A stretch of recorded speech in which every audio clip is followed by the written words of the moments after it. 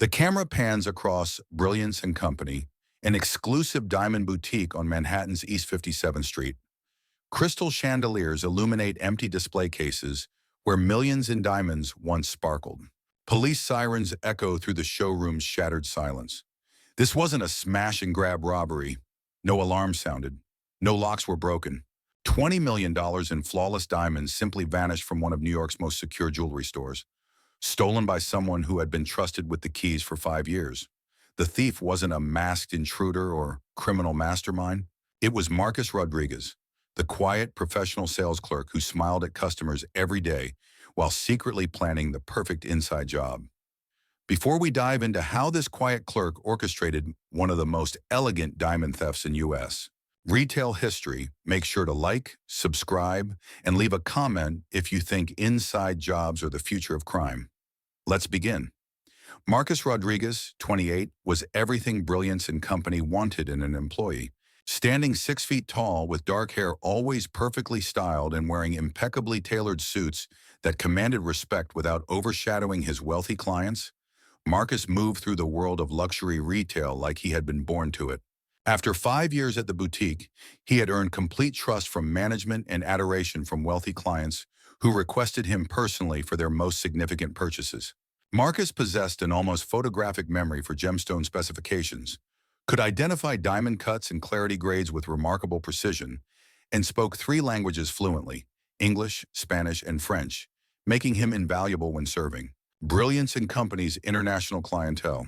His knowledge extended beyond basic sales techniques to encompass detailed understanding of precious metal properties, jewelry history, and the complex relationships between retailers, wholesalers, and private collectors that governed the luxury jewelry market.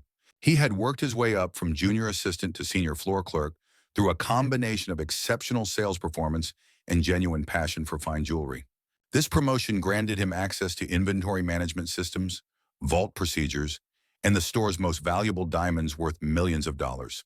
Marcus knew which stones were uninsured during acquisition periods, which weren't microchipped for tracking purposes, and which had been recently acquired through private estate sales with minimal paperwork trails. Born in Queens to a middle-class Puerto Rican family, Marcus was the first in his family to attend college, earning a bachelor's degree in art history from Hunter College while working part-time jobs to support his education.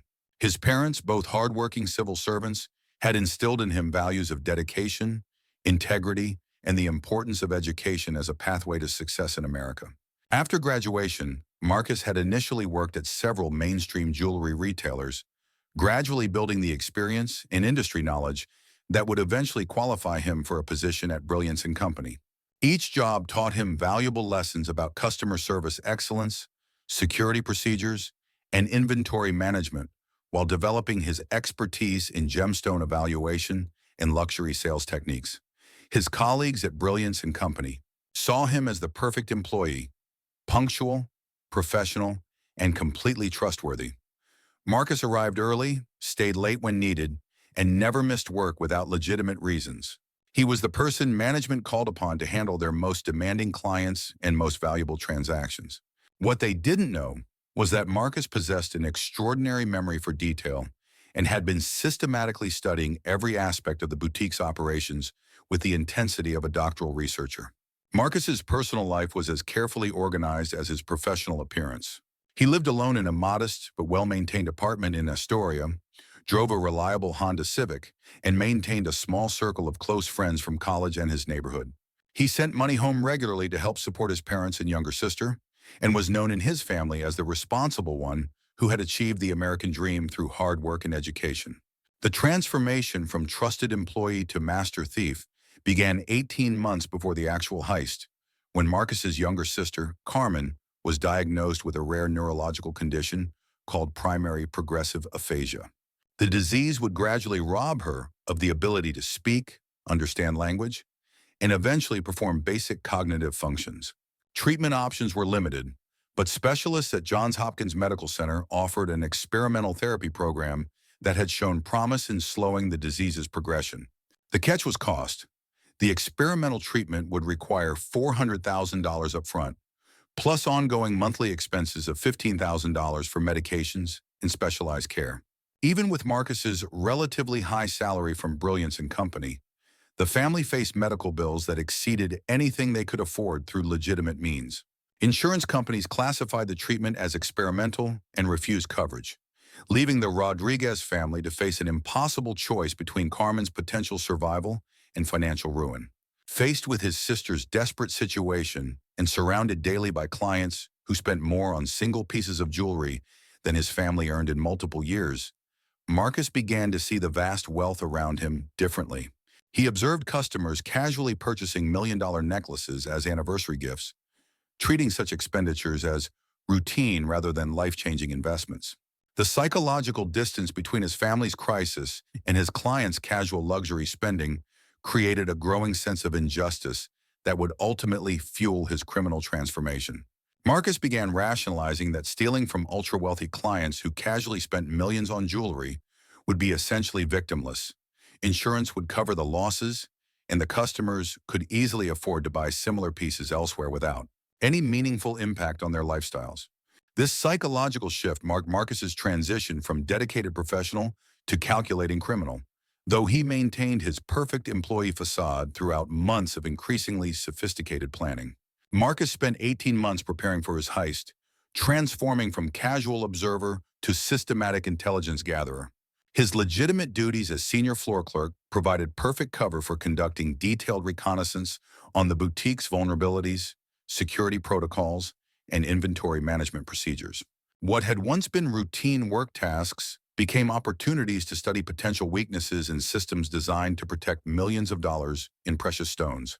He discovered that Brilliance and Company's preference for discretion and client privacy created several significant security gaps that could be exploited by someone with his level of access and knowledge. Many high-value pieces were held in inventory for weeks or even months without being formally cataloged, appraised, or fully insured, creating windows when their absence might not be immediately noticed by management or insurance auditors. Marcus's most significant breakthrough came when he identified a recurring vulnerability every Thursday afternoon between 2 and 4 p.m. During this window, the boutique's sophisticated security system underwent routine maintenance and calibration by technicians from Guardian Security Solutions, the company that had installed and maintained their protection systems for over 80 years. The maintenance procedures required temporarily disabling certain surveillance cameras, adjusting motion sensor sensitivity, and testing communication links with the central monitoring station. Marcus realized that this maintenance window created predictable blind spots in the surveillance coverage, while still allowing the boutique to remain open for normal business operations. The technicians followed identical routines each week, creating a schedule of security vulnerabilities that Marcus could memorize and exploit. More importantly, his presence in areas affected by the maintenance would appear completely normal to anyone observing his movements. Over several months, Marcus began implementing a sophisticated theft strategy that involved gradually removing valuable diamonds during these Thursday maintenance windows and replacing them with high-quality synthetic stones and cubic zirconia, replicas he sourced through online suppliers. The synthetic substitutes were manufactured using advanced techniques that made them virtually indistinguishable from natural diamonds without specialized gemological testing equipment. Marcus spent considerable time researching synthetic diamond technology, learning about companies that produce laboratory-grown stones for industrial and jewelry applications. He discovered that recent advances in chemical vapor deposition and high-pressure, high-temperature synthesis had created synthetic diamonds that could fool even experienced gemologists during casual visual inspection. The key was matching not just the size and basic appearance of target stones, but also their specific cuts, color grades, and setting requirements. The substitution process required Marcus to develop sophisticated record-keeping systems that would have impressed professional intelligence operatives. He documented every piece he targeted with detailed photographs, precise specifications, estimated values, and comprehensive information about insurance status and inventory tracking procedures. His logs included notes about which items were subject to frequent inspection, which pieces were scheduled for upcoming client appointments, and which stones could be safely targeted without triggering immediate discovery. Marcus maintained these records using encrypted files stored on multiple devices, with backup copies hidden in various locations throughout his apartment and a safety deposit box he rented under a false identity. The documentation served multiple purposes. It allowed him to track the total value of his accumulated thefts, provided essential information for planning his eventual escape, and created the detailed inventory he would need when negotiating with international fencing networks. The technical aspects of his operation required Marcus to develop expertise in areas far beyond luxury retail sales. He studied gemstone authentication techniques, learned about international precious metals markets, and researched the complex networks of dealers, wholesalers, and collectors through which stolen diamonds could be converted into untraceable currency. This research led Marcus into contact with international criminal organizations that operated sophisticated fencing operations in major diamond mines trading centers around the world. Through carefully orchestrated online inquiries using encrypted communication platforms, Marcus established relationships with potential buyers in Dubai, Hong Kong, Amsterdam, and Mumbai, who specialized in processing high-value stones without asking uncomfortable questions about their provenance. These criminal contacts required Marcus to learn rudimentary techniques for secure communications, international money transfers, and the complex logistics involved in smuggling precious stones across international borders without triggering customs enforcement attention. He studied banking privacy laws in various countries, researched cryptocurrency exchanges that could facilitate anonymous transactions, and developed understanding of how professional money laundering operations converted criminal proceeds into legitimate assets. Marcus's escape planning consumed almost as much time and energy as his theft preparations. He recognized that successfully stealing the diamonds was only the beginning of a process that would ultimately require him to disappear completely and establish a new identity in a location where American law enforcement would be unable to locate him.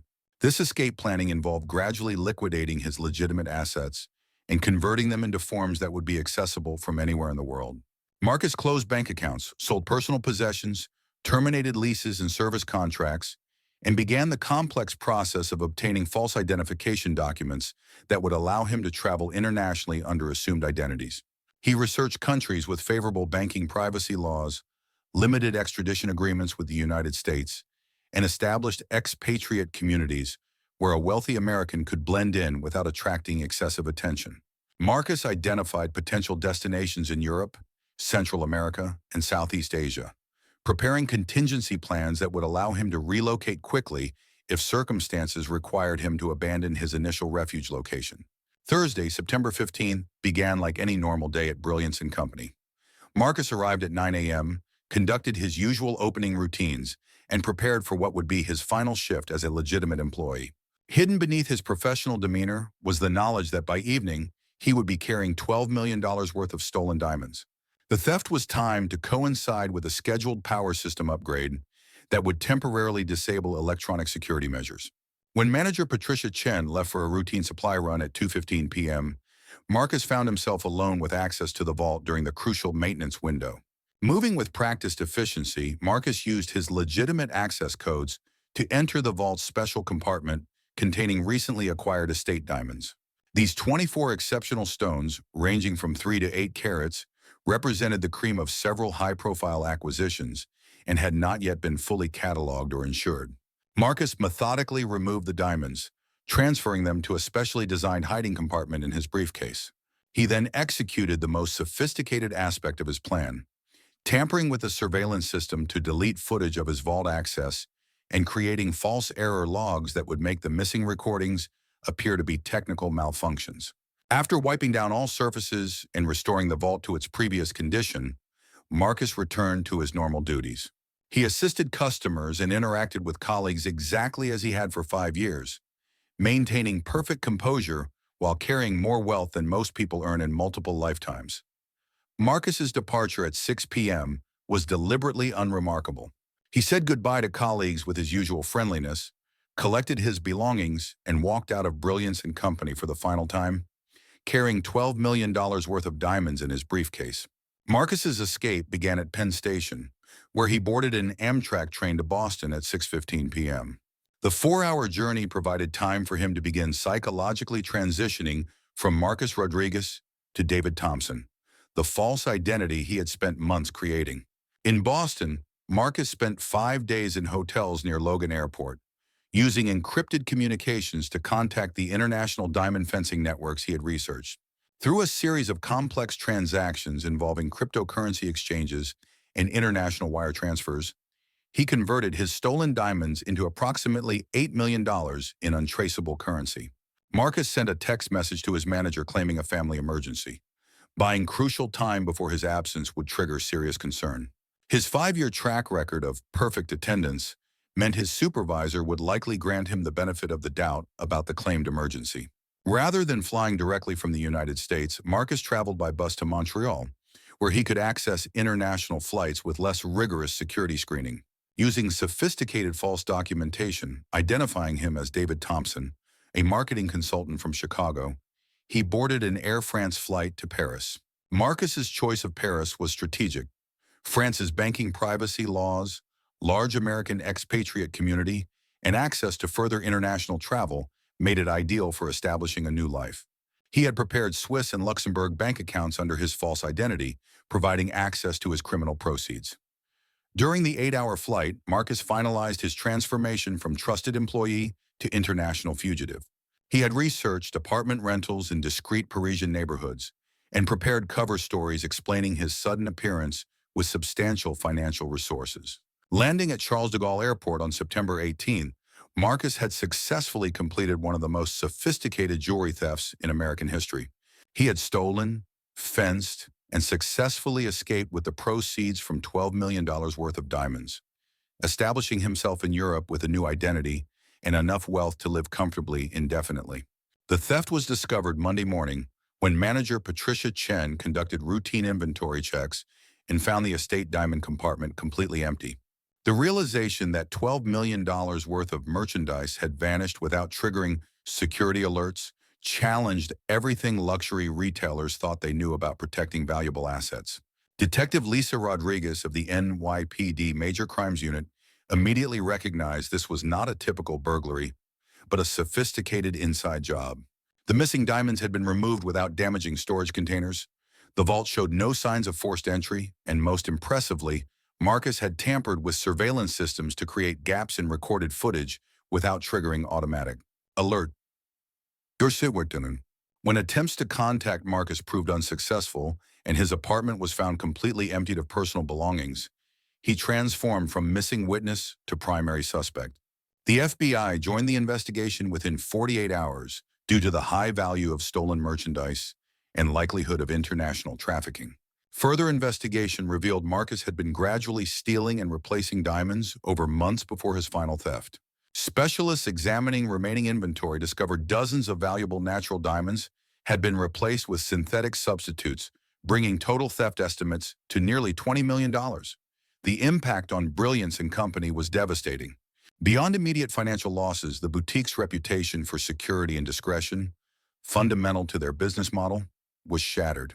Several high-profile clients moved accounts to competitors, insurance premiums increased dramatically, and the entire luxury retail industry implemented new security protocols based on Marcus's sophisticated techniques. Marcus's former colleagues struggled to reconcile their positive memories with the reality of his systematic deception. The discovery that someone they trusted completely had been planning to rob them for months created lasting psychological trauma, an atmosphere of suspicion that took years to overcome. 3 years later, Marcus Rodriguez remains on the FBI's most wanted list as one of their most resource-intensive fugitive cases. The investigation has evolved into a complex international operation involving law enforcement in dozens of countries, with Interpol maintaining active alerts in all 194 member countries. Subscribe for more true crime documentaries about sophisticated criminals who operated right under everyone's noses. What other inside jobs would you like to see covered? Share your thoughts in the comments below.